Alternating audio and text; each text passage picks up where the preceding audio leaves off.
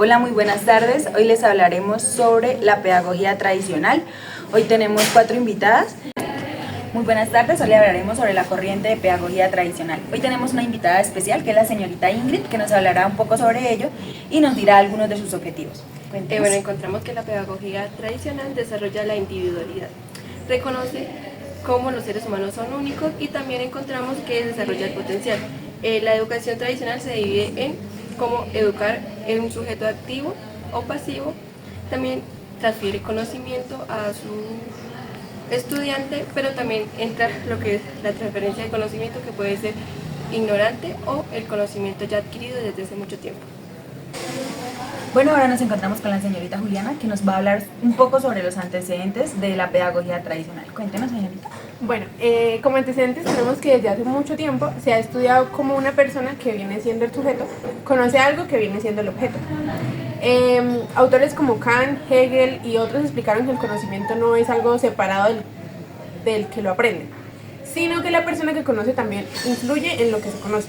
Estas ideas ayudaron a formar teorías en psicología, filosofía, sociología y otras áreas para entender cómo aprender.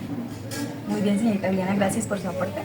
Bueno, Ana María, cuéntame, ¿qué piensas sobre las aceleraciones?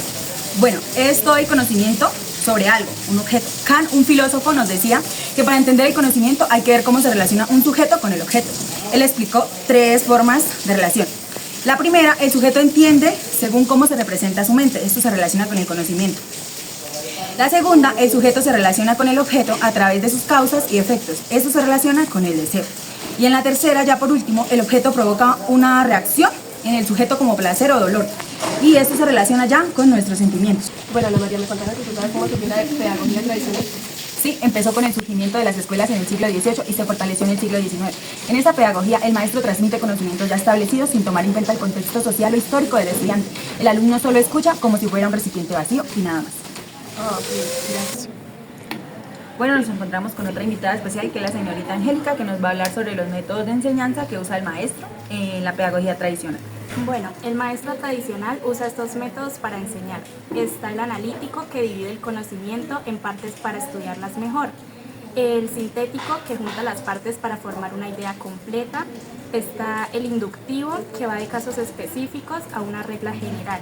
Está el deductivo, que va de una regla general a casos particulares. Muy bien, gracias por su aporte.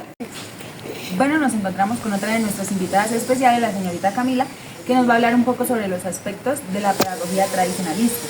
En estos hay 3, la concepción de la enseñanza. Esta se divide en 3 viñetas: la absolutización del aspecto externo, la estandarización y los métodos directivos y autoritarios.